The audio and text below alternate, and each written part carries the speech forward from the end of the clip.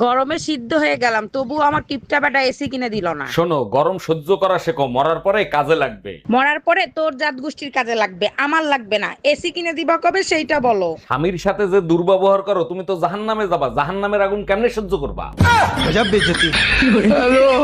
এই তোমার এই রাস্তার খয়রাতি গালি দিতে দিতে গেল কেন? আমি জিজ্ঞেস করছিলাম তুই কি কোনো নেশা করস, বললো মদ খায় না, জুয়া খেলে না, মাগিবাজি করে না, কোনো নেশাই করে না। দেখো বালের কথা ইংলিশে বলো না তো, তোমার গালি দিছে কেন সেইটা আগে বলো। তারপর বললাম আমার বউর কাছে একটু চল, তারে দেখাবো যে পুরুষ কোনো নেশা করে না, সেই পুরুষ তোর মতো রাস্তায় খরাত করে খায়।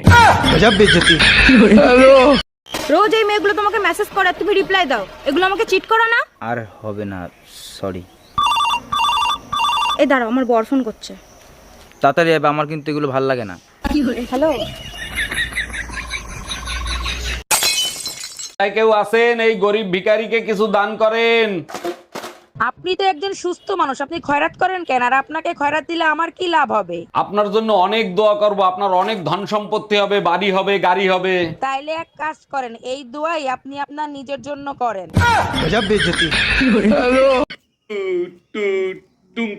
অরুণ ভাই, যা বলার তাড়াতাড়ি বলেন, আমি স্কুলে যাব, দেরি হলে মা বকবে।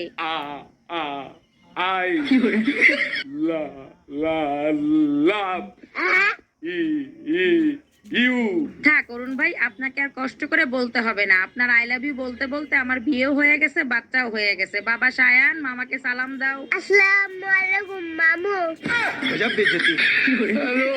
কই গো, বলছি তুমি আমাকে এমন দুটো কথা বলো যেন একটা কথা শুনে আমি খুব খুশি হই, আর একটা কথা শুনে যেন আমার খুব রাগ হয়। গো, তুমি তো আমার জীবন গো। আচ্ছা আচ্ছা, আরেকটা। আর এরকম জীবন যেন ভগবান কাউকে না দেয়।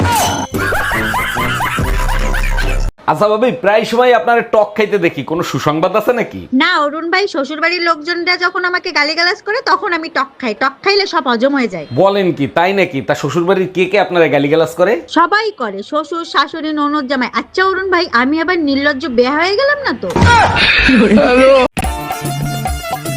বলছি শোনো না, হ্যাঁ বলো। বলছি একটা কথা বলবো, তুমি আমাকে মারবে না তো? আরে মারবো কেন, কি হয়েছে?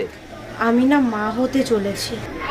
আরে এটা তো খুশির খবর, মারবো কেন? তুমি কি ভালো গো, বিয়ের আগে যতবারই বাবাকে বলেছি, বাবা ততবারই আমাকে মেরেছে।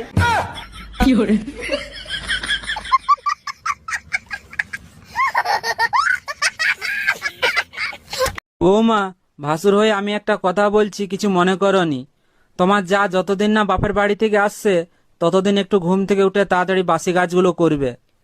বৌমা হয়ে তাহলে আমিও একটা কথা বলি। বলো। তোমার ভাইকে বলবে রাতে যেন আমাকে তাড়াতাড়ি ঘুমোতে দেয়।